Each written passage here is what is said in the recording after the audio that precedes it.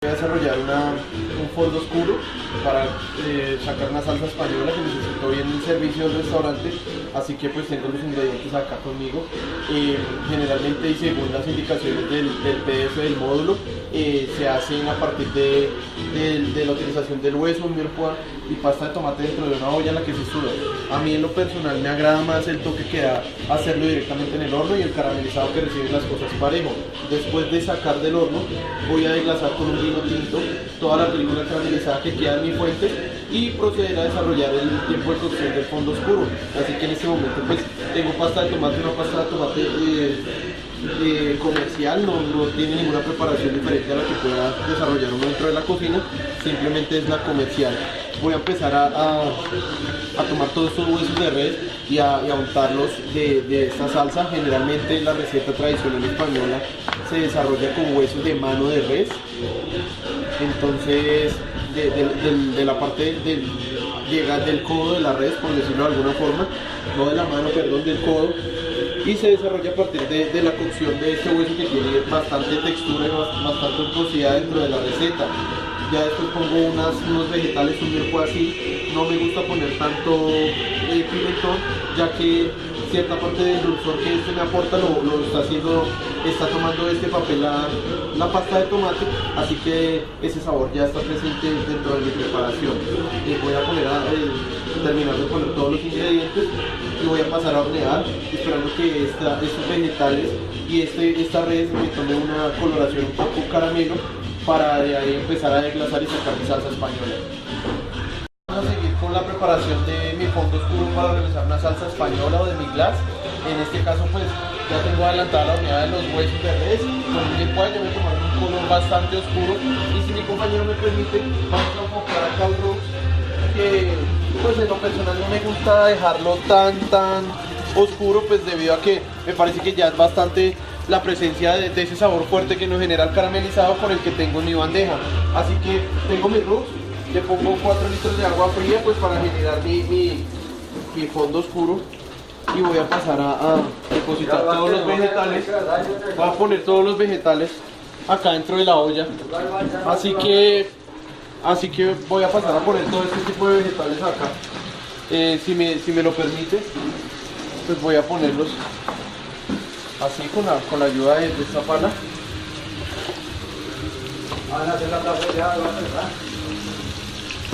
Voy a poner la ayuda de esta pala. Así que voy a empezar a ponerlos todos dentro de mi caldo y así mismo generar el fondo oscuro. Entonces en este orden de ideas tengo que terminar de ponerlos todos, los huesos, vegetales, absolutamente todo, para que me generen un tiempo de cocción que su temperatura no es muy alta, pero sí me va a generar un producto bastante agradable en boca. Así que pues tengo que retirar todo, la gran parte del pegado de esa película que me genera el proceso de horneado en mi fuente. Ya para terminar acá entonces voy a terminar de ponerle vegetales, toda esa grasa que es bastante untuosa y le da pues cierto espesor a mi salsa. Así que si mi compañero me permite, acá vamos a terminar esta salsa con un proceso de glasado. Esto es vino tinto, es vino tinto normal, así que voy a empezar a recuperar toda esta película de la fuente, que es la que me va a generar obviamente un sabor más agradable de mi salsa. Y posteriormente pasar a dejar el tiempo de cocción necesario para que mi salsa llegue al punto necesario. Así que todo esto que yo estoy recuperando de la fuente va a aportar gran cantidad de sabor a mi preparación. Entonces pues simplemente lo que más puedo colaborar acá con mi cuchara de palo para la recuperación de ese mismo.